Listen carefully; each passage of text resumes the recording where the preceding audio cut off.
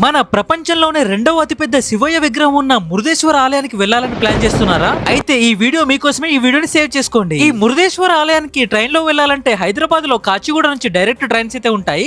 ఇవి ప్రతి మంగళవారం ఇంకా శుక్రవారం అయితే డైరెక్ట్ ట్రైన్ అవైలబుల్ లో ఉంటుంది. రైల్వే స్టేషన్ నుంచి బయటకు వచ్చాక మురుదేశ్వర ఆలయ ఆర్చ్ కనిపిస్తుంది. ఇక్కడ నుంచి మీకు ఆటో సర్వీసెస్ ఉంటాయి.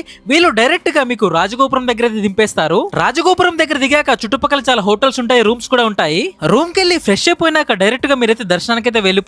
రష్ తక్కువగా ఉంటే 5 నిమిషాల దర్శనం అయితే అయిపోతుంది. దర్శనం అయిపోయిన తర్వాత మధ్యాహ్నం భోజన సదుపాయం కూడా ఉంటుంది. దానికి ఒక ఫ్రీ టికెట్ అయితే ఇస్తారు. మధ్యాహ్నం భోజనం చేసిన తర్వాత ఈ ఆలయం దగ్గర అతిపెద్ద రాజగోపురం ఉంటుంది. దాంట్లో మనం పైకి వరకు వెళ్ళి చూడొచ్చు.